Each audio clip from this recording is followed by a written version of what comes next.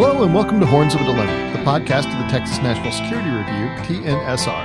I'm Doyle Hodges, Executive Editor of TNSR. Our guest today is a scholar I've admired for quite a while. Dr. Jim Golby is a prolific scholar of civil-military relations who has written widely. He has recently become a senior fellow at the Clement Center at the University of Texas at Austin and also a lecturer in the Department of Government at UT Austin.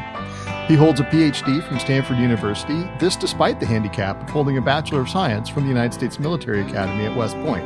Jim, thank you so much for joining us today, and I really appreciate you being with us. Could you introduce yourself a little bit to our listeners and give a little bit of your background and your perspective? Sure, Doyle. Thanks so much. It's great to join you today, and I'm really thrilled to have the opportunity to talk with you about some of these issues.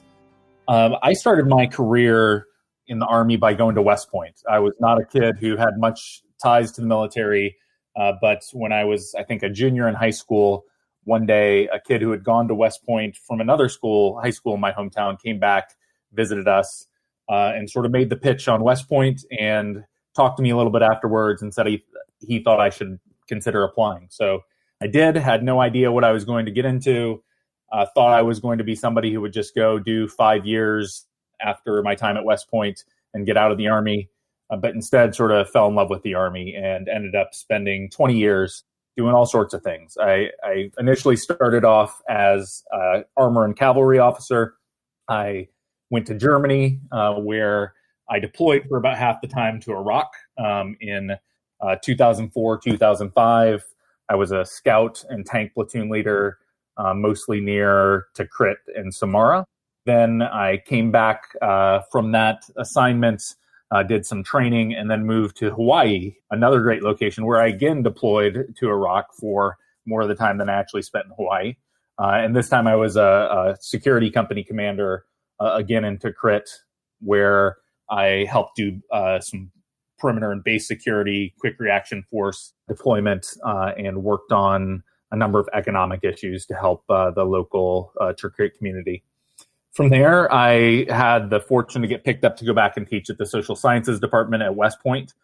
And throughout the process, I was trying to think about what I wanted to do. I thought I'd maybe go back for a master's degree somewhere, which is sort of the typical model.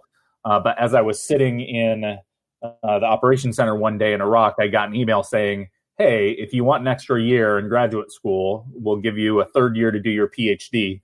And sitting in, 115 degree weather in the middle of the summer in Iraq, it sounded like a wonderful idea to have an extra year in graduate school. So I signed up for that, did a PhD in American politics and international relations, really focused on civil military relations, where I looked at how institutions like party control of the Congress, appointment powers of the president, confirmation power of the Senate, all played into the type of military advice that presidents got. From there, I went and taught at West Point for a few years, and then I started my second half of my career as an Army strategist. My first job was to go work for then Chairman of the Joint Chiefs, Martin Dempsey, on his Chairman's Action Group. I did some speech writing. I did some what I would call internal think tank work, where we did research, red teaming, long-term projects, on key issues that the chairman was focused on. Really got to see civ-mil relations up close from someone who was very skilled both militarily and politically. From there, I applied for a international affairs fellowship with the Council on Foreign Relations. I departed the Pentagon and instead went across the river to the White House, where I wore a suit every day. And I was on the national security staff for first Vice President Biden for about 13 months and then Vice President Pence for 6 months. So I worked on a range of issues there, but primarily the Middle East and South Asia. I finished up my 19-month assignment at the White House and then moved to NATO headquarters in Brussels, where I worked at the U.S. mission to NATO, again, working primarily on South Asia, counterterrorism, NATO's response to sort of threats on its southern flank, and got to see that all from the U.S. perspective, really in a State Department interagency context, and had an amazing time in Brussels. From there, I made the decision that I'd been spending a lot of time thinking about civil military relations, thinking about strategy, thinking about U.S. institutions. And while I had a great time in the Army and a great time as a strategist working on those issues, I wanted to have some time to really be able to focus on sort of aligning my day job with my night job, because I had to spend a lot of time writing at night and on weekends to stay engaged with some of the issues that I wanted. So I thought it would be a great opportunity to make the transition, have this amazing offer from Will and Bowden at the Clement Center. And that's how I ended up in Austin. That's great. I was smiling when you were describing your plans as you were a cadet, because they very closely paralleled my intention to get out of the Navy at the first opportunity as I was a midshipman. And, I think it's interesting how these institutions that you and I study and that you have written on extensively exert a special type of hold on the people who are in them. But I think it's also interesting why they're unique among government institutions. We don't talk about civil post office relations. We don't talk about civil bureaucratic relations. We discuss civil military relations as something distinct. And I guess it'd be useful perhaps to explore first the question of why that is, why that seems to be such a hot topic right now. And within this spectrum of things that fall under civil military relations, which includes everything from coup proofing to generals referring to President Clinton as a dope smoking, skirt chasing, et cetera, there's a wide range there. And what are the key issues that seem to be most important for American civil military relations there? Yeah. First, I'll tackle the issue of why is CivMil so hot right now. I think in normal situations, civil military relations and the role of military in society is a question that we can take for granted. And for most of U.S. history, that's been the case. I think often when we look back at the major moments in civil military relations, oftentimes there are things that only those of us who study the issues really care much about or remember much about. They seem to be these sort of academic debates that don't have the bearing on real lives of most ordinary Americans. And in my view, that's a sign of great health, that we can argue about things that we worry might become a concern before they do. I think the reason it's so hot right now is because some of those things we've been worrying about are starting to sort of bear fruit, and they're starting to take a more central role in our politics. The role of military in society is, as someone who has looked at political philosophy, is a question that has dominated political thought really since people started thinking about how to organize the state. And the famous question from Plato is, who will guard the guardians themselves? When you have a properly ordered society, you get the benefits of a military that can protect Americans, that can defend our interests, that can be used as a tool of foreign policy. And you can do it in a way that the military has appropriate influence, but doesn't step over the line into dictating policies, changing the character of our society, changing the character of our government. I think what's happened over the last few decades, however, is as Americans have lost confidence in other institutions, whether it's the presidency, whether it's the Congress, whether it's the bureaucracy, as we've seen, talk radio and cable news that is focused on partisan sort of factions or interests. The one institution that has, for the most part, stayed sort of above it all, at least in the eyes of most Americans, is the military. And as a result, as we've seen other institutions collapse, as we've seen partisans retreat into their own camps, and we've seen people become more ideologically aligned with their parties in ways that they hadn't been before, you're left sort of in the middle with the military as a respected institution that people can still try to look to as an organization that can get things done, that can maybe be a neutral arbiter, that people hopefully perceive as being above politics. I think that has started to change in the last 10 to 20 years. First, as we saw in 1988, as we saw retired generals jumping into the political fray at campaigns. And for the most part, that's not a major issue. There is there are free speech protections that would allow general officers to sort of communicate their own personal views, to engage in political debates. But what has become alarming is that instead of just sort of talking for themselves, they end up speaking for an institution in a way that I don't think they always understand that they are. So if you're an average American citizen, you don't know much about the military these days. Contact between people who serve and people who don't is at a low, at least in the modern era, certainly much lower than it has been in the last 2 generations or so. And so people don't make the fine distinctions that we assume they would make when they see a general officer on TV. And that shapes how they think of the military, what they think the military's role is in politics, and what they think those views are.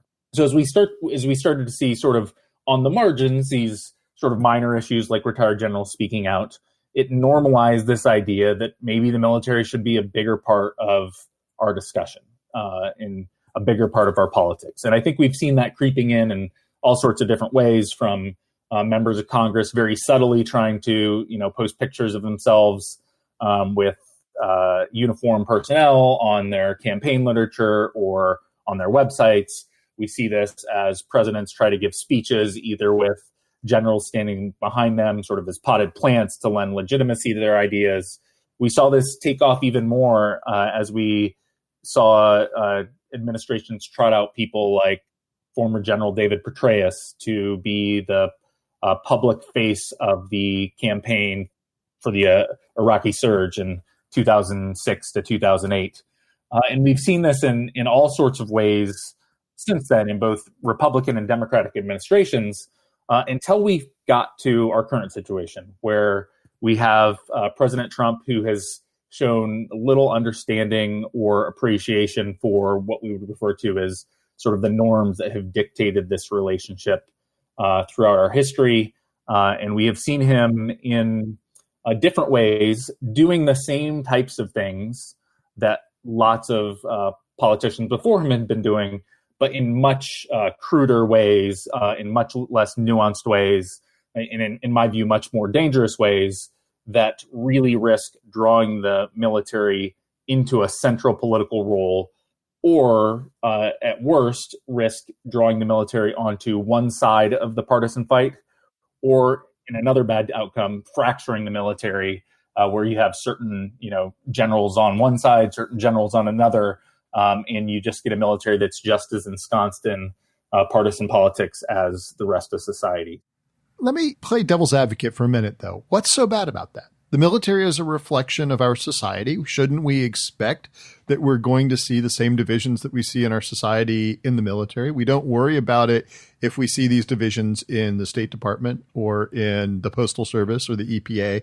Why is it different in the military? Well, I would say 2 things. One, I think we should worry about the impact that this has on some of our other institutions. And I think part of the reason is that there is a unique phenomenon that takes place in all institutions when they start to be based on appointments or personnel policies that are based on loyalty or comfort rather than based on competence, that can undermine the identity of the institution, that can weaken the performance and professionalism of the institution, that can degrade the expertise and the things that we really need. So, as Plato pointed out at the very beginning, who will guard the guardians? We actually need people who are experts and skilled in defending our nation, who are experts and skilled in advancing our national security interests. And if instead we get institutions that are just like everything else, that are partisan, that are polarized, that are not based on sort of the skills, knowledge, and abilities that we want them to have to carry out the very thing that we set them up to do, then it can become a real problem for our society, because they can neither do the things that we want them to do, nor can they be in a position where they can really represent the values of our society. So let me probe a little bit deeper there. You talked about the expertise that the military possesses. Isn't that an argument for placing military personnel or former military personnel in positions where that expertise can help to shape and guide policy? So I do think that there's an important role in getting military officers involved in public debates. And I think one of the things that we need to balance, and a point that is worth highlighting, is that there is a useful role for military officers to provide information to the public, to inform policymakers in a way that allows them to carry out their roles and responsibilities. So I'm not someone who wants to put a blanket provision against military officers, veterans being involved in politics. There shouldn't be a litmus test either way. In most situations, it should be based on the skills and abilities. I think the one thing is that, as we've seen in this administration and a bit in the prior two administrations, we're actually seeing military officers coming into jobs and roles where it's not clear they had expertise that would be relevant. So you bring someone in to a position like White House Chief of Staff, or you bring a retired general in to serve as the civilian political leader of the Department of Defense. And while it may seem like, oh, well, the military, he has served his nation in uniform for over 40 years. General, now Secretary Mattis, is the obvious choice for someone to be a great Secretary of Defense. I think what we often fail to realize is that the skills of a Secretary of Defense are very different than the skills of a combatant commander or the skills of a chairman of the Joint Chiefs or a general officer. There is a role that our political leaders need to play in making these choices about American values, about partisan values, about answering to the will of the electorate, about carrying out administration policies in a way that military officers are not necessarily prepared to do. Now, some are extremely talented, some have very diverse backgrounds, but I think it's when we start to assume that military effectiveness or military performance or military expertise can translate from from the military to any other field. And we start to do that. And we're starting to see a little bit of that now. The other thing I do want to point out, though, that is different than the military or in the military than the State Department or the post office is that at its core, the military is about coercion. It is about using violence, force, organization, logistics, and compelling people or coercing people to do things that they otherwise wouldn't do. That's why we have a military to defend us and why we have a military to, at least in some circumstances, help us carry out our interests across the globe. It is a fundamentally different thing when you try to use both the military's political power and their military power and their force to try to compel Americans to do certain things, to try to use those instruments in a domestic context. As Lindsey Kahn and other people have pointed out, there is a great deal of history in the United States that shows that presidents have a lot of authority to use the military in domestic contexts. I think the question is whether those uses of force are legitimate, whether those uses of force are for partisan gain, whether they really are for the national security interest, or whether they're being used in sort of a parochial manner. And I think that's one of the fears that we have when you bring the military, along with its ability to coerce and compel, into the middle of a partisan or polarized debate, is you have people starting to look to it as the only institution that can arbiter. And it just so happens to be that is also an institution that has overwhelming force. So I think if you look back throughout history, it's not a great position to be in, to have the military so deeply ensconced in our politics. Yeah, obviously there's a whole school of international relations and history and sociology that views states themselves as manifestations of force and the way in which they interact with their citizens. But I think one of the things that distinguishes liberal democracies like the United States from many other types of states is that in most of the cases, that coercion is implicit and depends as much on social pressures as on any particular threat of violence. And yeah, when you start drawing the military into these issues, you move what has been implicit and often the province of police forces to something that's explicit and moving to a force that has a different purpose. But, that raises a really interesting question as you talk about this distinction between political and partisan questions and the need for the military to avoid being drawn into the perception of being on one side or the other in a partisan debate. We live, as you've alluded to, in an era of almost unprecedented partisan division and polarization, where any issue of policy can become one that is deeply and vociferously divided along partisan lines.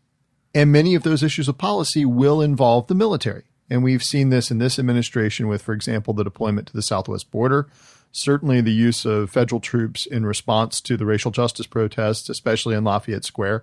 But it's not unique to this administration. If you took a look at things like Reagan's Strategic Defense Initiative, there was a strong correlation between the Pentagon's desires for that and the Republican Party position at this time. How do you avoid the partisanization, if that's a word, of the military when you get these issues where almost everything can become an issue of partisan divide? Yeah, it's an extremely difficult problem to solve. Partly because, as I've pointed out at different times, I think, the major issue facing U.S. civil-military relations is partisan polarization, not anything explicitly unique to the military itself.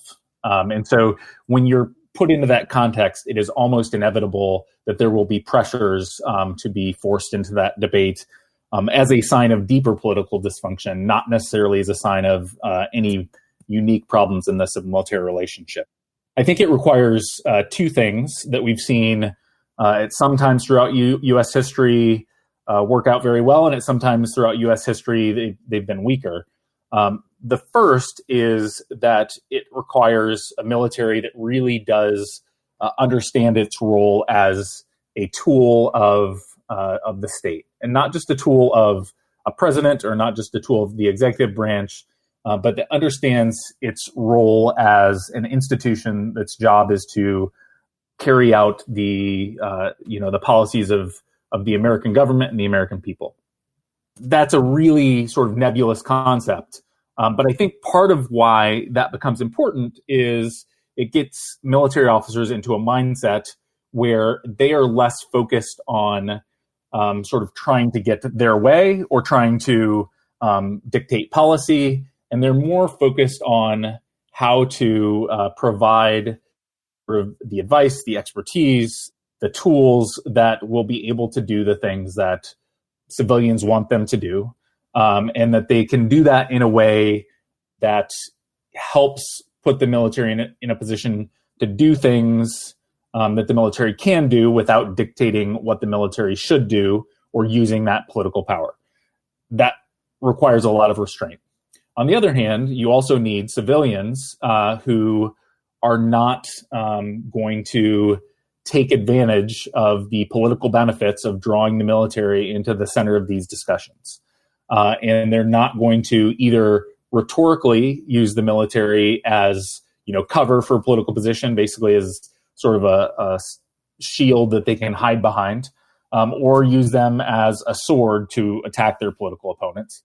As we've seen more recently, we need civilian leaders who can act in legitimate ways when they use military force in domestic contexts or domestic missions in ways that don't put the military sort of at the center of the challenge. And I think that's where it becomes so difficult is, when you have Republicans and many conservatives looking at, President Trump using the National Guard in Washington, D.C. on June 1st as a completely legitimate response. And you have Democrats and many other Americans looking at that and saying that is in no way legitimate.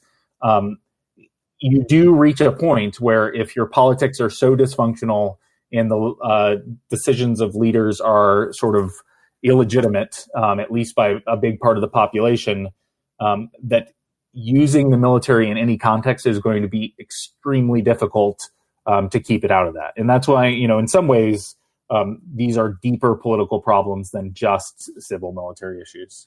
Yeah, I'd like to drill down just a little bit on this concept of legitimacy, because I think it is enormously important. And, legitimacy is kind of one of those ephemeral concepts, sort of like power, that gets mentioned an awful lot in political science, but is rarely something that can be quantified really well. I think my personal favorite definition of it comes from Alan Craig in a book about the use of international law by the Israelis to help justify their activities. And he says that legitimacy is a value judgment that gives authority to the exercise of power. And I think inherent in that are a couple of important things. One is that it is inherently normative. It's a judgment of good or bad with a moral content. And two, it is a judgment made by a particular audience. And I guess one of the things that's really interesting there as we talk about the legitimacy of these choices is that the military as a profession prides itself on having its own value set that is not entirely congruent with that of society at large. The military would argue that it holds itself to a higher standard in many areas because that's necessitated by the trust they've been given to employ lethal force. So as I start bringing these things together, it strikes me that there's a real potential for challenge here. When you have an organization that sees itself as having a special moral challenge, a special moral charge, and a particular view of values that is now being drug into political choices that are essentially about value judgments. And I'm curious, what are your thoughts on the risks that attend to that? I think this is, another question that has plagued us throughout world history. I think you naturally, by having sort of ambitious military leaders who want to have, competent, effective organizations who set up, their own system of professions that do base themselves on these values, it in some ways will naturally create, at least to some degree, a divide from the society it serves. And this has been an ongoing debate throughout history between whether you want to widen that gap so that you have a military that is really professional and really focused on militaristic values, or whether you want to have a military that reflects society. And I think, looking at this in a partisan context, it really brings this into stark relief.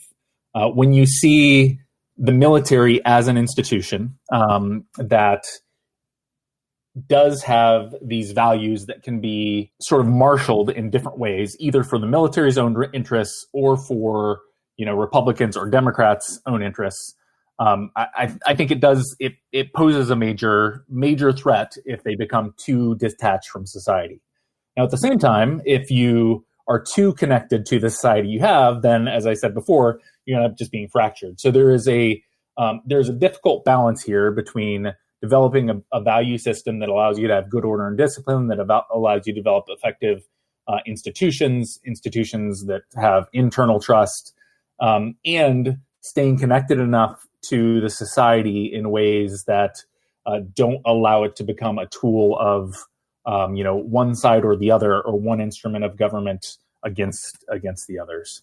Yeah, I apologize because I really didn't frame the question all that clearly, and I know that's a tough one. But I was thinking a lot of General James Dubik's book, Just War Reconsidered, where he talks about the moral component of how war is waged versus fought, or the reasons for which you go to it. And this involves an awful lot of policy choices about how resources are aligned domestically to support war. And on the one hand, I think he's absolutely right that there is moral value to those choices, and that you have a moral responsibility when the nation has made a choice to fight to support those who are fighting it in a way that's consistent or at least transparent. But on the other hand, the risk is that once you believe that you are the arbiter and the holder of this moral high ground, it becomes really hard to accept why you should subordinate yourself to decisions that may not reflect those same moral values, especially then when those decisions are seen to be the product of very divisive partisan politics. And it's a really thorny issue. I don't have a good answer for it, but it strikes me as a very challenging one. Yeah, I think the best commentary I've heard on this was a speech that former Secretary of Defense Bob Gates gave at West Point, where he talked about how he would walk through the Pentagon and he would walk by this display that listed the seven Army values and had a quote that highlighted the Army as being distinct from society, as having these unique values that set them apart from the rest of Americans. And then he sort of ticked through them and he said, loyalty, duty, respect, honor, selfless service, integrity, personal courage. Do we really not think that we see those exhibited in Americans every day? And, what he tried to do was point out the fact that there are all sorts of ways that people serve. There are all sorts of, the best of these values that the military sort of prides itself on that are exhibited by Americans. We've seen it now in the response to COVID from doctors and paramedics and, truckers and people, loading shelves. And in different contexts, we see it from EMTs and first responders. So I think sometimes we overdo the idea that these values are particularly militaristic. And I think, at the best, there's actually a lot of overlap with American society and American institutions. I think the big difference is that in the military, you have a structure that is set up. It's based on hierarchy. It's based largely on orders. And while I don't want to overstate the amount of finesse and leadership you need, even in the military, to convince, inspire people to do very difficult jobs. We're not all robotic in our ability to carry out orders. I do think that you have a structure that is set up to be based on consensus. It's set up to be based on carrying out a clear view. And our politics are not set up that way. And so if you simply look at the structure and what they're trying to do, you really are trying to make decisions about our values. You're trying to deal with these issues that are incredibly thorny. And I think, one of the things that Risa Brooks has pointed out is that I think sometimes military officers like to retreat into their values, and they like to retreat into the idea that they're an apolitical military, and that that in some ways can blind them to the fact that they really are making choices between competing sets of values, and that their value set is not always the best or the right or the proper way to organize a society. Sometimes not even to organize a military, but certainly not to organize a society and to choose between these very difficult issues. And so I think it takes a lot of nuance. I think it takes deep understanding where you do have military officers who are connected to society. They understand and respect our institutions. They become comfortable with partisan and political debate. They become comfortable with the ideas of transparency that allow us to work, because it can be really frustrating when you're operating in government and you think you've made the right decision, but then it gets scrutinized from every angle. You get caught in the crosshair, and you're just trying to do your best. It can be difficult for you to remember your human fallibility, and remember that in the long run, that very scrutiny that you get through the media, or that very debate that you get through partisan politics, can actually lead to, better outcomes. They can lead to things that are more consistent with our values than simply trusting the character of any individual person, no matter how, good or bad they are. We see very clearly that there are, military officers who exemplify, great personal integrity and character. We see military officers who don't do that, either while they're on active duty or retired. And then we see a lot of service members who are just like other people in society, who have strengths, who have weaknesses, who make mistakes, who get things wrong, who sometimes live up to their values, sometimes don't. And so I think it really does, take deep education and appreciation on the military side for them to understand, respect, and believe in our society. And that both require, in some ways, that requires a bit of a bridge from some of the cynicism that drives through our politics. And it does require, in some ways, looking at it in ways that normal partisans wouldn't. But I also think if you don't have Americans, Republicans and Democrats, who at their core have a guiding set of values and beliefs that they all agree on, and that's one where I think civilian control of the military and the use of the military, to coerce domestic political opponents, are sort of some of those core values that if you don't agree on those, then you're going to be in real trouble. And I think, when you get back down to the question of value differences between the military and civilians, I think when you dig deeper, you realize that we have very different functions. Sometimes our values manifest in different ways, but we're all human beings, and anybody who tries to take on the idea that they are uniquely suited to lead a government or lead a society unchecked is probably going to become a problem. Yeah. So I shift gears a little bit. I know that you are in the midst of working on a book project, and I'm wondering if you could tell us a little bit about what you're working on.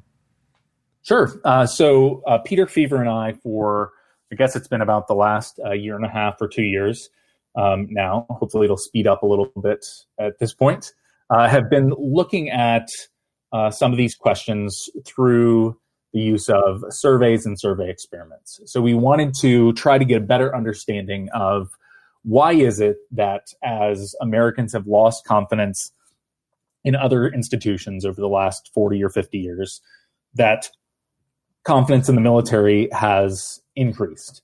Why has it not seen this sort of same steady decline that other institutions have? And so we have this set up in a number of different ways. It's sort of anchored by two large nationally representative surveys with a bunch of embedded experiments. One that we conducted last summer in July of 2019, and one that we are getting ready to conduct here in the next few weeks, probably in late August 2019, which has a nationally representative sample of 4,500 Americans, a large sample of veterans, about 1,000 veterans, and we asked them all sorts of questions about the civil-military relationship. We asked them about different institutions. Do you have confidence in the military? Do you have confidence in generals and admirals? We try to break the services apart. We try to break apart retired officers and veterans and all sorts of those things. But more importantly, since we've known through surveys from Gallup and the General Social Survey and all sorts of others that the military does have these high levels of confidence, what we're trying to dig into is why. And we've done two things. One is we've set it up so that we can compare the military to other institutions like the police, like educators and teachers, like the IRS or the post office or the Center for Disease Control. And we've done some very direct comparisons where we ask similar questions about the military that we ask about these other institutions or other professions. And so we can try to draw some correlations into what it is that people believe about the military that they don't believe about other institutions. And then the second thing we do is we do some survey experiments where we will, prime some Americans with information about, the success or failure of the war in Afghanistan, about, ethical issues in the military, about partisanship, about whether the military is taking a side in partisan debates or not. And then we can use that to sort of tease out what things are actually causal and what things are just sort of correlated. And so we're doing that. We're also doing, a big look at some questions related to the way that different people get their information about the military through the media, through their contact with veterans, through contact with family members. It was one thing in the wake of World War II and the Korean War when almost everyone had service members who were very closely connected to them in some ways. Those numbers have been steadily falling, for the last 100 years, the last 70 years. But it allows us to look at, now that Americans are not as closely connected to the service, what is it that allows them to make judgments about the military. Why did they believe the things they do? So I think it's a fascinating project that I hope will have broader implications, not just for the civ-mil relationship, but also for our understanding of sort of why Americans are so cynical about other institutions. That sounds like a really interesting project. And yeah, it does. It sounds like while there's obviously some really fascinating civ-mil implications, that it goes to the relationship between Americans and government generally, as well as to the conceptions of citizenship and responsibility, which that I'm really looking forward to seeing this when it comes out. I've seen a couple of the papers you guys have presented at conferences with some of the early results, and I think it's very exciting. In the little bit of time that we have left, could you talk a little bit about your role at the University of Texas, what it is that you're excited to be doing there, and what you hope to achieve? Sure. I'm thrilled to be here. It's been a little odd coming in the midst of a pandemic because I haven't had the same integration that I usually would, but I have been into the office and I've gotten to go to a socially distanced farewell with a few people who are leaving our office. But I'm taking over as a senior fellow in the Clement Center for National Security. And I'll have a couple different roles. I will teach a course probably each semester. The first course I'm teaching is a course, really an introduction to international security, looking at war, the use of force, the use of other tools that states try to use to keep themselves safe and secure in international politics. I'll also be working with a number of undergraduates at the Clement Center in their fellows program. I'll work with some of the pre and postdocs and mentorship roles, and then I'll carry out research. So in addition to the book that I'm working on with Peter Fever, I also hope to get into some questions more relevant to the role of senior military officers in American politics, particularly when it comes to making our strategies work, making our national security and foreign policies effective.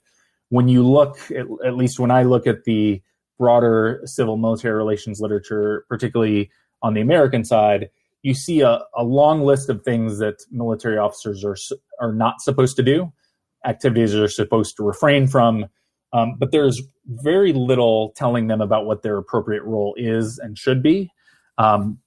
About how to navigate, a very polarized situation, how to handle their responsibilities to their institutions, how to think about their roles in budgets and developing a future force.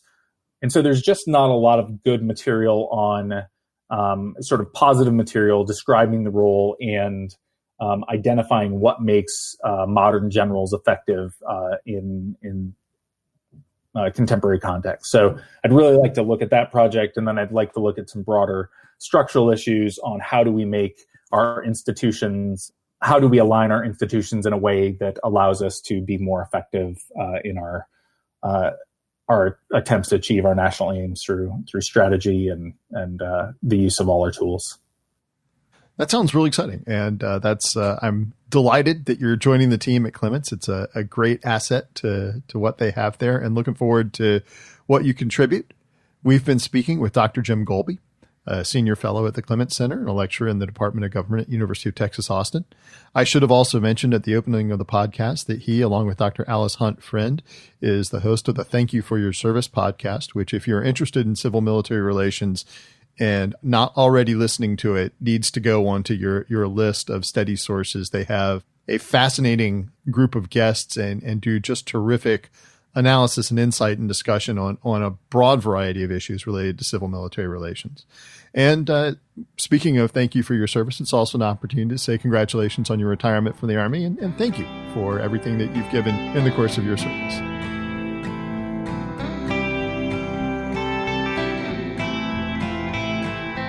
Thank you for listening to this episode of Horns of a Dilemma, and please don't forget to visit our website at tnsr.org.